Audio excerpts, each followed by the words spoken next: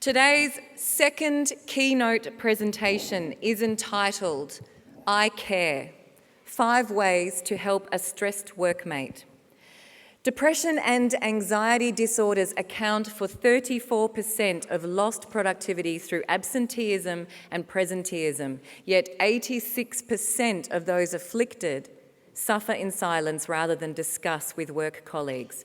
What can be done to address this?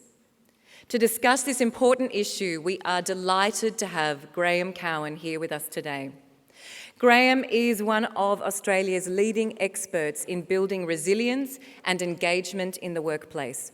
A director of Are You OK? He previously endured 5 years of depression that cost him his job as a joint managing director. Prior to this crisis, he worked in senior leadership positions with Johnson & Johnson, Pfizer and A.T. Kearney.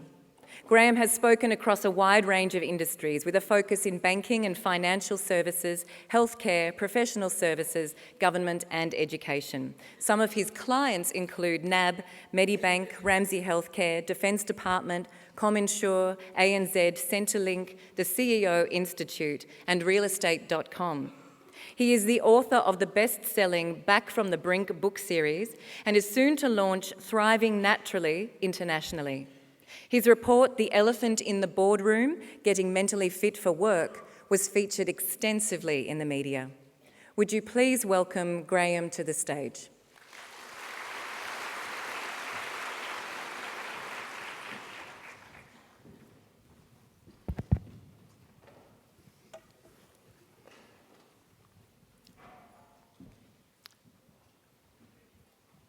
How do we, as leaders, build our resilience, mood and performance? How do we create tribes that respond quickly to change? How do we build a future-ready workforce? These are things that I have thought about constantly over the last couple of years when I've taken thousands of leaders from all sorts of industries through my workshops, the Creating Thriving Tribes workshop. And what they describe is unprecedented change. The military actually have a term for this. They call it VUCA times, volatile, uncertain, complex, ambiguous. And this is the new normal, this rapidly changing and volatile existence and ambiguity. And there's many, many drivers of that. You can see some of them up there. And it depends often on the industry, on what is the biggest contributor in that sector. But probably across the board, the biggest driver is the 4th industrial revolution. You know, we've been through already steam, electricity, electronic and IT. And we are right today in the digital and AI or artificial intelligence revolution. And if we think we've had a lot of change in the last year, it is only going to accelerate. I heard just recently the CEO of Google, just 2 weeks ago, said that we have just hit an inflection point relating to AI. So it's going to get faster. So what we've done in the past, we can't do in the future. Now, you from Victoria have a wonderful record, you know, the safest state in Australia. But I think everyone knows that we can't continue to improve if we do what we've done in the past. But I think, and some of the things I want to share is that I think some of the solutions are digital solutions. And I'll touch more on that as we move through. What this digital and AI revolution means is relentless customer innovation.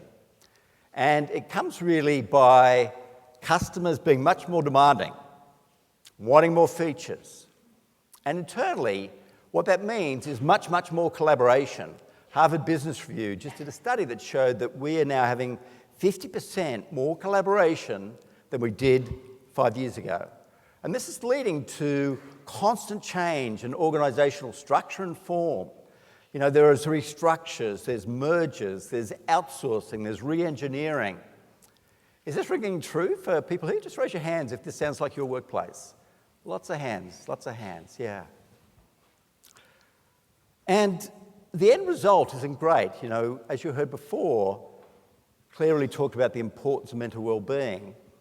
And we're not doing that great.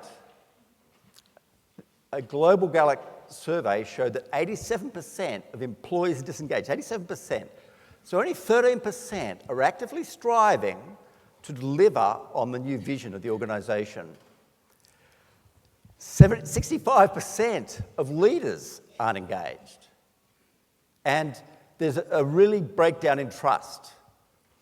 A global Edelman study showed that 82% of employees don't trust what their boss says.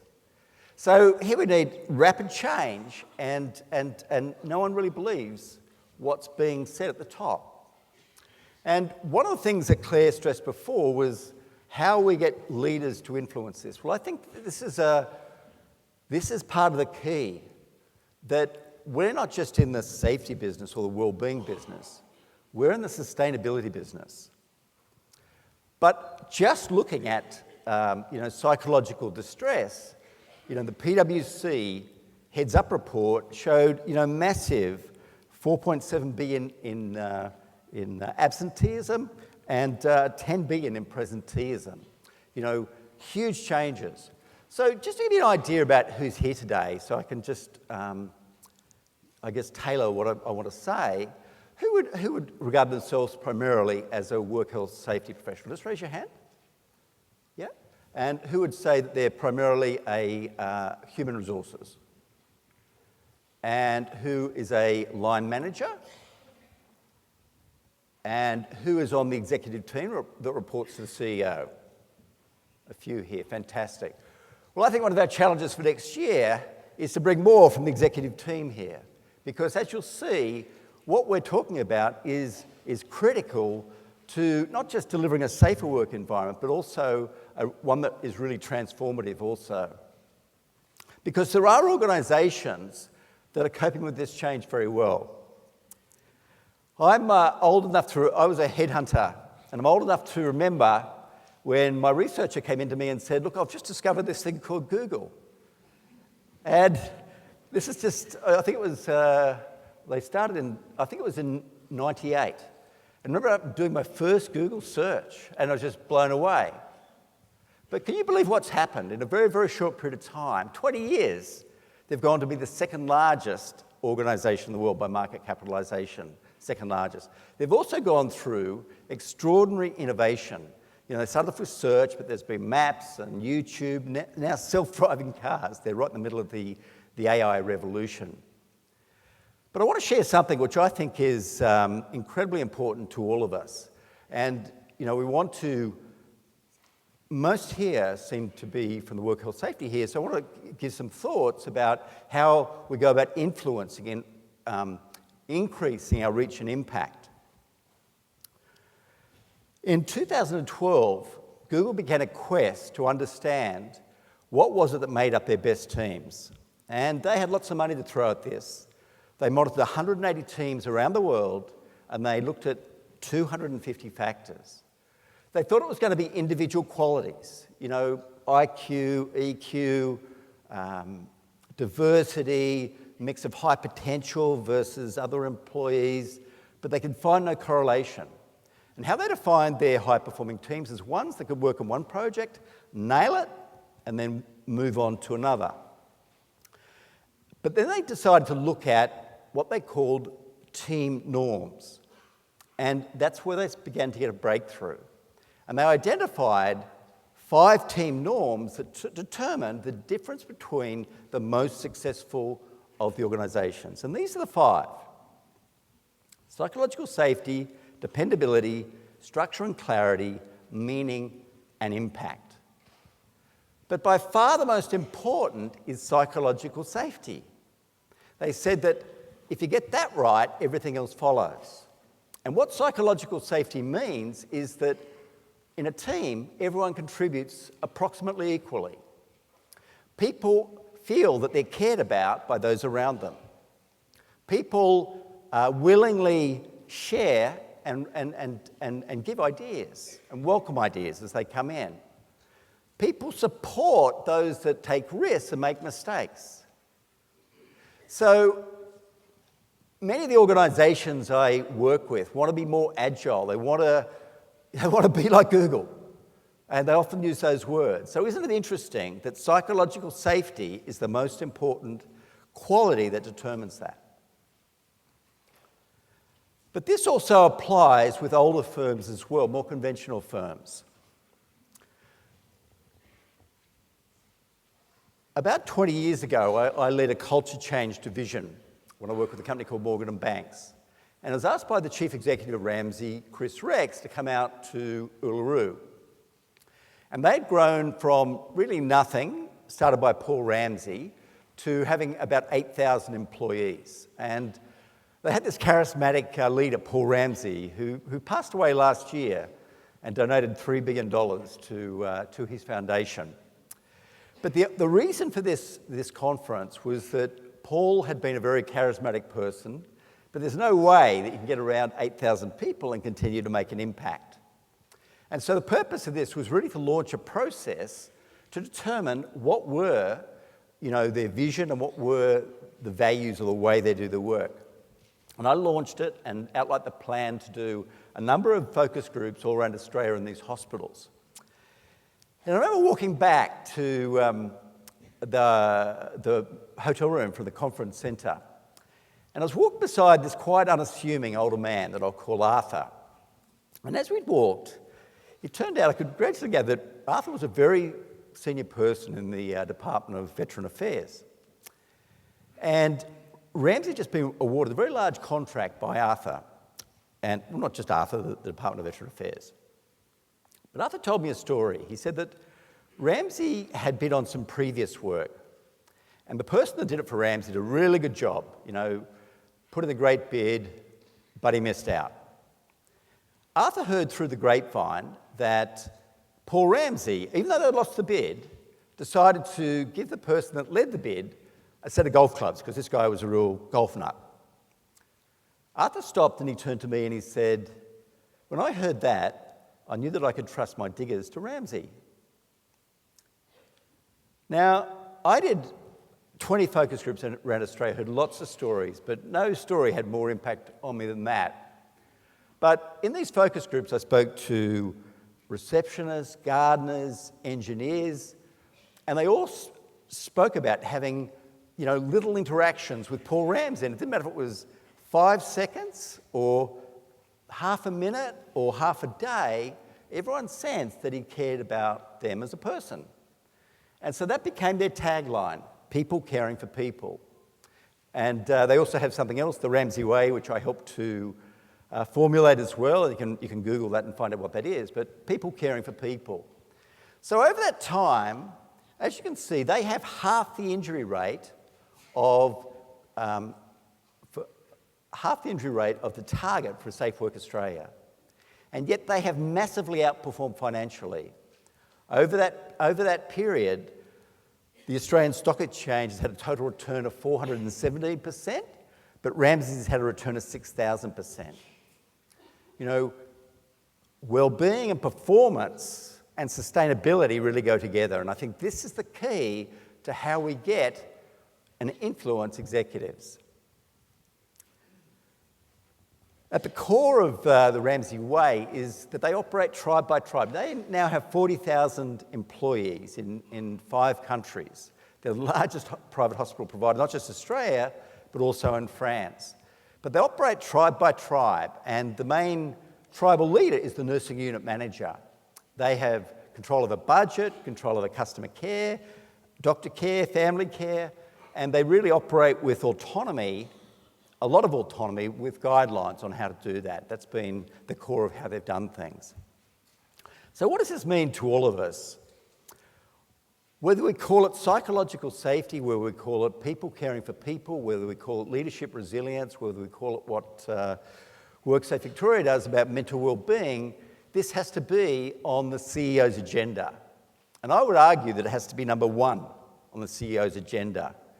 Because ultimately, we can, if a CEO says, we're going this way, we've got to do this, it's okay to have exactly the right strategy, but if you haven't got the engagement, if you haven't got the well-being of people behind you, you won't move quickly. So how do we get it? What are the critical success factors for getting it on the CEO's agenda? This is a whole talk in itself, but I just want to give three principles. The first thing is it has to link to the vision and values of the organisation. It can't be considered something extra or additional. Because how enthusiastic are people about getting something extra at work? Not much, are they? But in the case of Ramsay, people caring for people, how easy is it to tie in employee wellbeing in there? In the case of ACT Health that I work for, their vision is your health, our priority. Well, they can apply that to employees as well. I've done work with ING, and they have a thing, keeping our customers one step ahead in finances. They link that by saying, empowering our employees to stay one step ahead in life and in business. So it has to link to the vision and values. The second thing is executive team ownership. If they don't walk the talk, if they don't decide what are going to be the top 3 wellbeing priorities in the next year, if they don't put in place measures over the next 90 days, the next 6 months, the next year, forget about it. You can have policies in place, but if the leadership team don't walk the talk, nothing happens. And then the third thing is that we really need to consider things at 3 levels. We need to consider how we can help people at the individual level. We need to think about the manager and the tribal level. And we need to look at the organisational level. You know, organisational, there's motivation and there's ability. Motivation, it's all about performance management and remuneration. Jeff Kennett came out earlier this week and said that CEOs should have the mental well-being of their staff as part of their remuneration KPIs. That's when they start to take it seriously. And likewise, as you would know, many safety problems can be worked out and eliminated or prevented by getting the right processes in place. So we need to think at those 3 levels. I was a complex case. From 2000 to 2005, I went through an episode of depression, which my psychiatrist described as the worst he'd ever treated. I had 23 different medications, I was hospitalised, suicide attempts. I tried everything. And it was a very, complex case. I experienced firsthand, it wasn't a work cover, it was an income protection, but I experienced firsthand how confusing it can be to be on the recipients list, particularly a complex case. In that file of mine, there are probably 20 different logos with no explanation about how they all fit together. In the time I was away, I didn't get one phone call. And so, when I hear Claire talk about making the claims much more client-centric, that's the way it has to be. We can't mistake efficiency for effectiveness. And when a client is at the centre, that makes the biggest difference. Part of my recovery was writing a series of books, and this was my 3rd book. And in my books, I interviewed many people who've been through really tough times. In this 3rd book, it was an international book. I interviewed people like Alistair Campbell, who was Tony Blair's chief advisor. I interviewed Patrick Kennedy, who was the nephew of JFK. Glenn Close was kind enough to write the foreword. And these stories, the stories move people, the stories motivate people, the stories inspire action. I'm not saying they're my stories, the stories of people, because I interviewed people and shared their stories. And, even just looking at these ads before we came back here, seeing the stories of people returning to work and knowing how powerful that is to encourage other people to go back to work. Stories are powerful. I also, a couple of months ago, saw the Chinese version of Back from the Brink. The only reason I know it's there is you can see my little name at the top there, Graeme Cowan. I have no idea what the bird is. Anyone who speaks Chinese and can explain the significance of the bird, please let me know. But in this book as well, I did something different. I had a psychiatrist, Dr. Fisher, and he'd always asked me to rate my mood, 0 to 10. And one day I asked him, I said, why do you do that? And he said, well, one thing, it helps me understand where you are from your perspective. But secondly, I believe that you should be able to learn how to manage your mood and maybe even master it. And I said, master my mood? Are you joking? Have I got a clinical illness? And he said, you've had 5 major episodes of depression. You'll always have a predisposition to it. But I believe that you and anyone else should be able to learn what to do to manage their mood and maybe even to master it. So that's why I believe so much in the work that you do. I'm a living example that we can come back from the brink, and I'm sure you all have wonderful examples of having done similar things. But Dr. Fisher, inspired in me something which I think is quite revolutionary: the moodometer.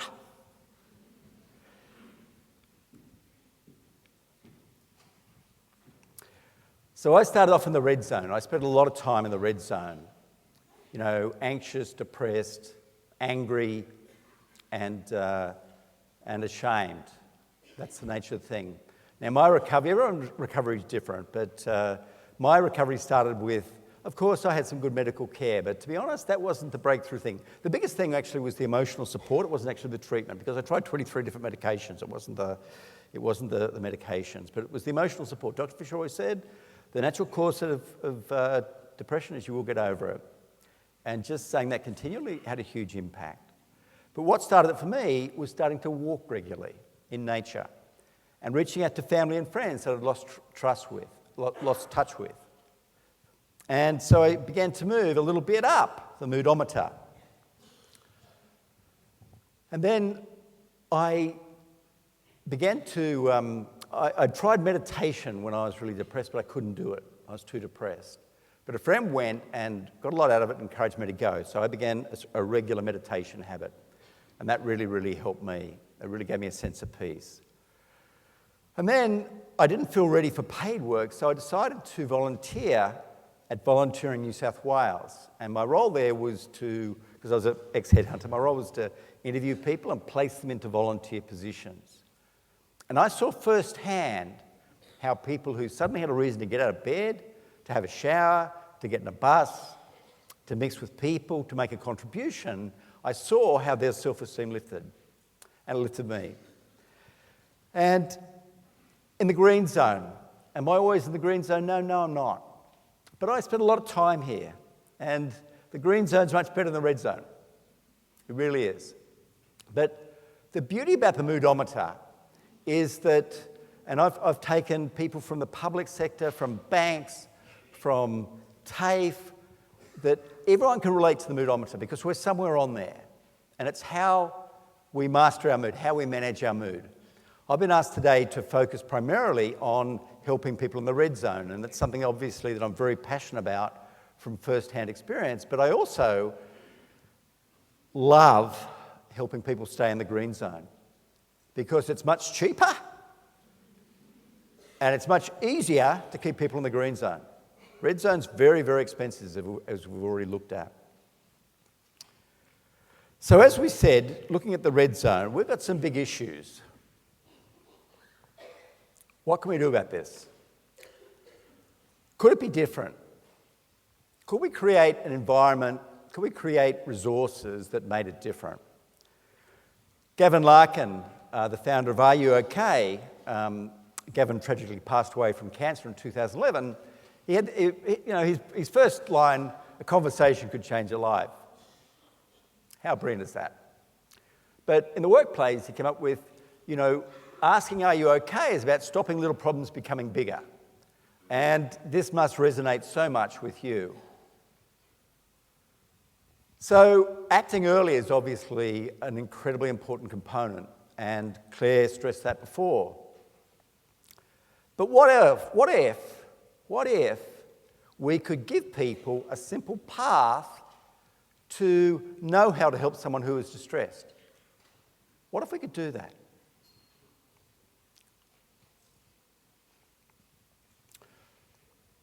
Has anyone seen this video, Graeme Cowan? I urge everyone to see it. Graeme Cowan, and the title is called Mental Health for All by Involving All. He's an Indian psychiatrist, and because there is a very, very low rate of mental health professionals in India, he decided that he couldn't wait for people to be trained. And so he trained illiterate villagers on simple things on how to help people in their villages. And I thought, well, really, organisations are just a bunch of tribes or villages. And you'll see in his TED Talk that he gets results equivalent to first world countries. And I believe it's because the people that are trying to help those in distress, they're known to them, they're trusted by them, and they followed simple guidelines. So what if we could do that? So I decided to put together an expert panel of people to help provide some guidelines on what would be the critical success factors on creating a simple thing to address psychological distress in the workplace. And as you can see, there were people from rehab, there were some senior leaders, there were lawyers, there were people that lead large rehabilitation consultancies. And this is what they came up with, the 5 critical success factors. Number 1, management, ownership and care. Number 2, empathetic and safe. 3, simple, practical and easily executed. 4, measurable. And 5, stickiness. I love stickiness. Because here's something, and I'll come back to this later. There's a thing called Ebbinghaus's forgetting curve. And what that means is that in an hour's time, you'll forget 52% of what I tell you right now. 52%.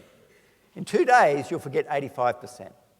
So we have to think about how we can make things sticky so people remember it so that they then apply it.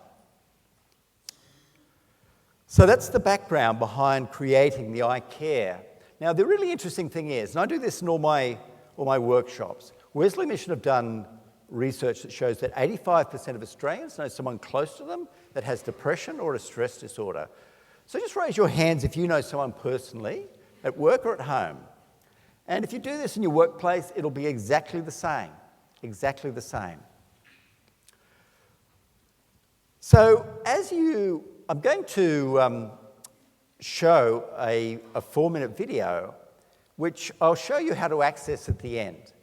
Because of Ebbinghaus's forgetting curve, I want to make sure or try to help people to remember this. It's too important not to. You know, we all want to help those around. I truly believe that many line managers want to help, they just don't know how to. Of course, there's some that don't, but I really believe that most of them want to help, but they don't know how. So as you view this, think about how you might be able to apply it to the person in your life, but also see it as it's something that could be played to a team. And there will be places in there where it's to pause and to encourage discussion. Because I think that we have to create resources that are integral to work. You know, the days of getting people to take half days off or full days off to do stuff is getting very, very difficult. So how can we make it easier for people to watch this in their own time and to take action?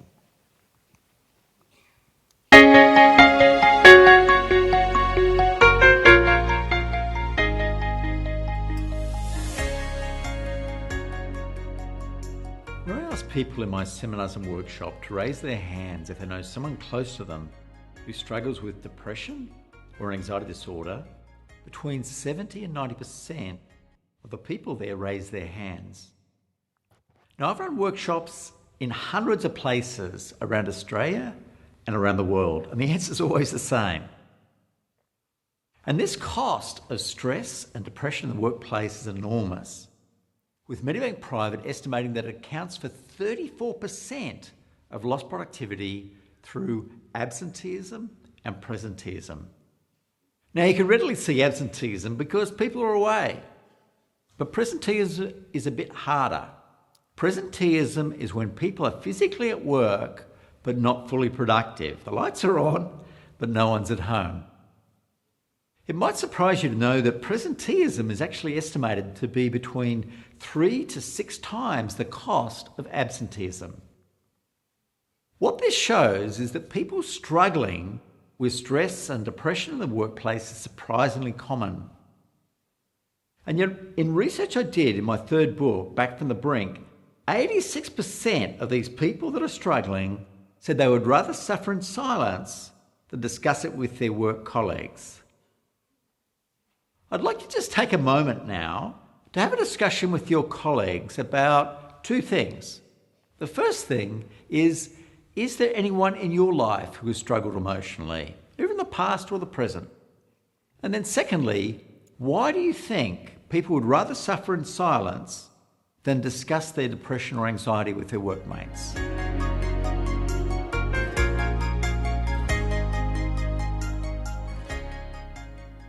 I'm sure you found that many in your team had someone in their life that was struggling. My research shows that most people who live with a mood disorder would rather suffer in silence because they feel they'd be unfairly judged or have their career jeopardised by disclosing it. And I'm sure those results wouldn't surprise you. So what can we do about this? In my third book, Back from the Brink, I asked over 4,000 people who live with depression or bipolar, what helped you most in your recovery? I gave people over 60 options that included lifestyle strategies, psychological treatments, and medications. I wasn't seeking for one magic answer, but I was seeking themes that would make a difference. From this research, I've developed an approach I call 5 ways to help a stressed workmate. We can all play an incredibly important role in helping those who may be struggling. We can be the rainbow in someone's storm. I also know that there will be people watching these videos who are personally struggling. The suggestions you hear can also help you. I know this because I have emails and letters from hundreds of people saying that these 5 steps made a big difference to their recovery. Now, you notice that the 5 steps form the acronym I CARE, and this is to help make it easy to remember. I'm really passionate about sharing the I CARE approach because I know from first-hand experience that full recovery is highly probable if you take appropriate actions. My challenge to you is to not only remember these 5 steps, but also to act on them with the people in your life who may be struggling.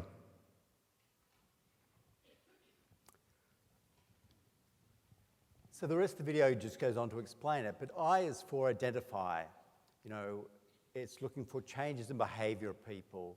It's looking for people that are going through tough times. It's for people that are in different moods. It's looking for someone that suddenly has alcohol in their breath or is unkempt, atypically unkempt. Or it could be a variety of things. It could be someone going through divorce or financial problems or whatever. C is for compassion or emotional support. And this is by far the most important. When I did that assessment of 4,000 people and gave them 60 options, things relating to compassion and emotional support made up 5 of the top 10. So it was emotional support from family, from work colleagues, from support groups, and mental health professionals. They rated the support from mental health professionals more important than the actual treatment.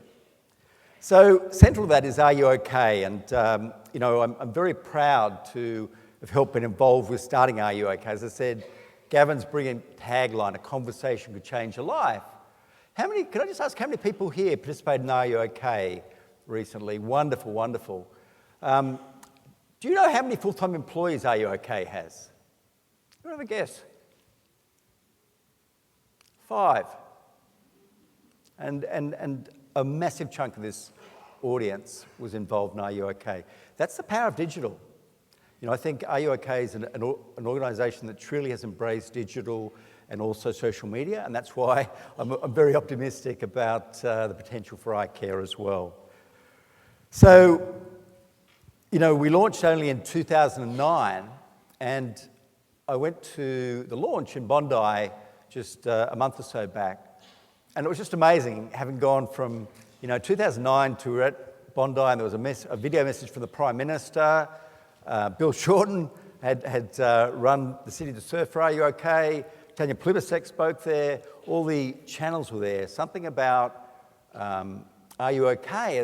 has brought people together, and I believe that iCare has similar potential. So the 4 steps of Ask Are You OK? Break the ice, talk about the weather, make an observation about a change in behaviour you've seen. Notice you're not coming to our work social events. You're not playing golf as normal. Is everything okay? Are you okay? You don't seem to be your old self. What's up? I don't see much of you these days. Where have you been? Step 2 is probably the most important, is to listen without judgment. And men are typically pretty poor at this. Men go straight into problem solving often. The first thing offered, often goes straight into. And very rarely is the first thing offered the complete picture. Someone might be late for work. When you probe a bit further, you might find out they're not sleeping well. When you probe a bit further, you might find out that their son has become an ice addict. That's why they're not sleeping well. And knowing the root cause is certainly the best way to influence it and to encourage people to take action. You notice that listening without judgment is about asking questions. But don't say, I know what you're going through, unless you do. Don't say, look on the bright side. Do say, you're not alone. Do say, how can I help out?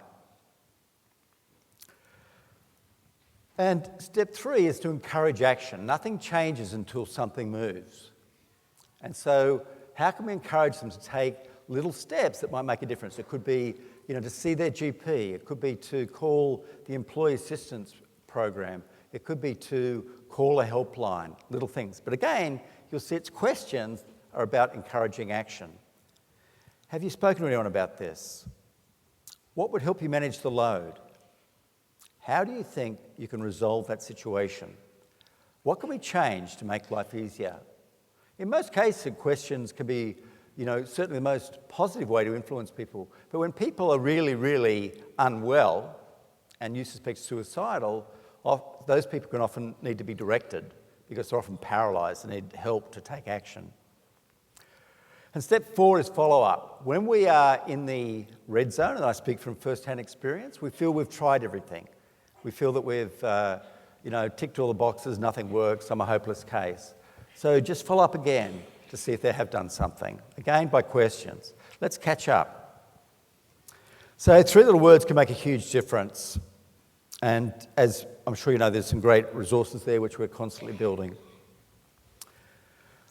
So number 3, so I care. I is for identify, C is for compassion. A is for access experts. And ideally, this is a mental health savvy GP. And this may surprise you, although being this audience, I don't think it will, that not all GPs are created equal. GPs have a very high rate of depression and anxiety and suicide ideation. There was a Beyond Blue study just recently that showed that. So how can someone in that state help someone, if they can't help themselves, how can they help someone else? Now, of course, there's great GPs, and I think one of the biggest challenges for all of us is to be able to identify panels of mental health savvy GPs. And I know there was a recent assessment done of Vic Police looking at problems with PTSD. And I know that Peter Cotton and his group identified that they did identify PTSD specialists who can actually help and have the greatest impact. We need to work together to identify people that are good, people that can make a difference, because it's the emotional support that actually has a bigger impact than a drug or a therapy technique. People need to feel supported. And this is no surprise to Worksafe or any of you here, but work is medicine. I gave the example of my volunteer work, which was my pathway back to full-time work. I saw it firsthand when I saw people. When I asked 4,000 people, what helped you most in your recovery? Fulfilling work came out number 6 out of 60. It came out ahead of cognitive behaviour therapy, which is often seen as to be the gold standard in depression treatment. The first medication came in at number 23. Work is medicine.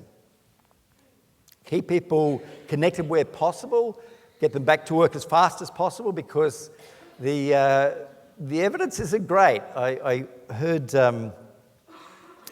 Derek Borean, who runs a rehabilitation group called the Artist Group, he told me yesterday that being away from work is the equivalent health risk of someone smoking 10 packets of cigarettes per day. 10 packets of cigarettes per day. So getting them back as soon as possible is great. And then 5 and E is for exercise. People don't feel like exercising when they're depressed, and I speak from first-hand experience. You just want to disappear under the doona. But get people to start small. If they're catatonic in bed, just getting them to the letterbox each day makes a big difference. Getting them to increase by 10% the next week and 10% the next week. Offer to go for a walk with them. Go at lunchtime. Exercise is, and because of where I've been, I'm very fanatical about making sure I get my exercise because I just don't want to go back to where I was. Exercise, meditation, lots of contact with family and friends are key to, they're my scaffolding when things get a bit tough. So I care. I is for identify, C is for compassion, A is for access experts, R is for revitalising work, and E is for exercise.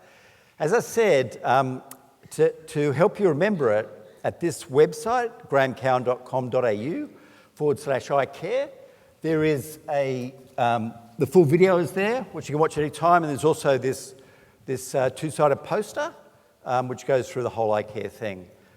So I would love people to try it with a person in your life, and if it works, please communicate with us and tell us the stories. If it doesn't work, tell us why it doesn't work, because we're going to constantly improve this. It's too important not to. So just in terms of recap today, we are living in incredibly volatile times, and it's going to get even more dramatic. But there are some organisations that are thriving in this, not just in terms of financial performance, but also in terms of well-being. The biggest thing that we have to do, and I believe this is every leader's priority, is to keep themselves in the green zone, because a leader in the green zone is the best predictor of a tribe in the green zone. And enough tribes in the green zone is the best predictor of an organisation in the green zone. And responding to change, you need energy, you need resourcefulness, you need positiveness. And so it needs to be a real priority. The current situation isn't great, and this needs to be highlighted at the chairman, at the CEO level. If we want to be able to turn fast, if we want to be able to outperform and outlast, we have to keep our people in the green zone. I've already spoken about psychological safety, and I'll share in a moment about, if you're interested in knowing more about this, I'll share that where you can see a 6-minute video about what it is and how you can foster psychological safety in your teams, in your organisation. But it's interesting as well. In my third book, the one that I featured up there, one of the people I interviewed was a guy called Bob Borstein. And Bob was the Director of Public Affairs for Google in Washington. And I interviewed him in Washington. And I interviewed him in his office, and he had a bed. And Bob has bipolar. And if you know anyone with bipolar, they have to be very careful of their sleep patterns. And so he had a bed that he could sleep there. He also had an agreement from Google that he wouldn't fly any more than 8 hours at a time without taking a 24-hour break. Great organisations cater to injury because they know that, there is extraordinary benefit by catering to diversity. Ramsay Healthcare have also massively outperformed by having a thing of people caring for people. Who would have thought that would be, such a revolutionary thing? But there's actually science to prove this. Gallup research have been looking at engagement for 50 years. The one question which best predicts whether an employee is engaged is a positive answer to this. My supervisor or someone at work seems to care about me as a person. The more people that strongly agree with that, the higher the productivity, the higher the customer service levels, and the longer the employee longevity. As I said, this is a sustainability issue. It's a performance issue. It's not just about safety. It's about sustainability. And, anything we can do to elevate it up the organisation, to share these stories, and about why it's not just about a compliance thing, it's about a performance thing. And that, I think, takes it to a different level of credibility when we are talking with senior executives, and we are talking with boards and chairmen. There is actually, and I'm sure you know this, there is actually a legal obligation to provide a psychological safe workplace. There's a legal obligation. But you can also say that if you do it, it's the secret to Google's best performing teams. I think that adds a greater dimension and adds additional credibility. So for CEO influence, I want to mention 3 things that you can download from here or get access to. The elephant in the boardroom shares a lot of the research that I've spoken here about here. You know, making the case to influence the senior team. You'll also be emailed, if you are interested, a full copy of these slides, plus the source of the research of all the areas it came from. And also you'll be sent a link to a 6-minute video about what team rituals create psychologically safe work environments. You know, Google is a famous example of the psychological safe, but it's actually a Harvard academic called Amy Edmondson who came up with the concept of psychological safety, and she's got a TED video on it that is also worth really watching as well, because she shows that psychological safety maximizes learning in the organization. People can make mistakes and learn from it and progress. Again, the relevance to the C-suite. But, you know, most of all, I'd love to get your feedback on whether you think this is relevant to your workplace. What works, what doesn't. You know, we're on a mission here about changing the workplace, and I believe that digital is a big part of the solution. And we have to keep on evolving that, improving it. You know, Worksafe are working with apps, videos, you know, and AI. AI will come as well. But I guess we've talked about a few things today, and it can be overwhelming at times to consider, you know, I'm just one person. One of the things that really helps me stay in the green zone is walking in nature. And last year, my wife and I, Karen, did a walk doing the Portuguese Camino, walking from Porto in Portugal to Santiago de Compostela. And we had a wonderful 2 weeks. My wife is a director of research for Cancer Council, so we have quite busy lives, and have, you know, 10 days with no interruptions was sensational. We had one particularly very long day. It was 37 kilometres. We were stuffed. And then we had a second day, which was about 25 kilometres. And so we did 62 kilometres in 2 days. And we got to a pensione, a B&B, and there was only one other couple there, and it was an older-looking couple, and they were really fresh, you know, looked really fresh. They had a glass of wine. So we staggered in, smelly, sweaty, went back, had a shower, came back out, and we began to talk to them, and it was Wolfgang and Elizabeth, and as it turned out, from Austria. And so, you know, we said, you know, very proudly, well, you know, I've just done this and this in 2 days, 62 kilometres. And they said, oh, so have we. And so I said, Wolfgang, do you mind asking how old are you? And he said, 81. And he took like Arnie Schwarzenegger, and 81. And so I said, you know, what a privilege to be with someone like you. And so we spent a lot of time with him that night. And I said, you know, most people I know your age are in retirement homes or in hospital, and you're walking 62 kilometres. What's your advice? He said, just start. Just start. And I can tell you that had a profound effect, because so often we procrastinate. But as Wolfgang, you know, eloquently said, the key to, you know, and Woody Allen said it, 50% of life is just turning up. But I like Wolfgang better. Just start. So may you start going forward, and may we all create a much better workplace. Thank you.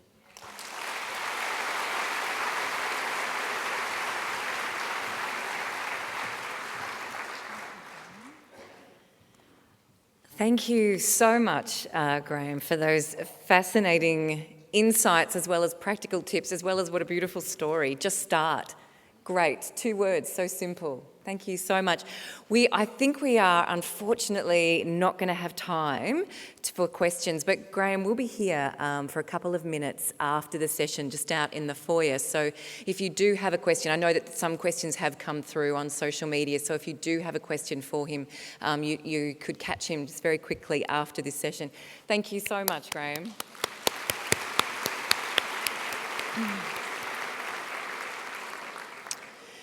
Now, Worksafe's helpful and informative inspectors and advisory staff will be present all day. They're here to assist with any questions you may have and to have a chat. They're wearing inspector badges so you can easily identify them. And remember that Worksafe is currently working on its next strategy, and if you have a spare moment between sessions, members of the strategy project team would like to talk to you about your business and your expectations of Worksafe.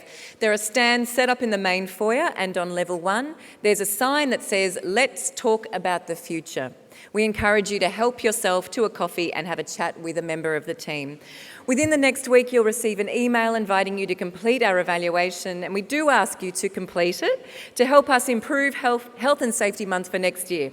And as a thank you, you'll go into the draw to win one of 5 $100 gift vouchers. Don't forget to pop the hashtag on your tweets and Instagram posts, HS Month, so everyone can easily follow the action at home. And our favourite posts and pics will appear on the media wall in the foyer. Lots to remember, but most importantly, let's keep focused on what Health and Safety Month is all about, planning for tomorrow. There'll be a short 15-minute break now. Thank you very much.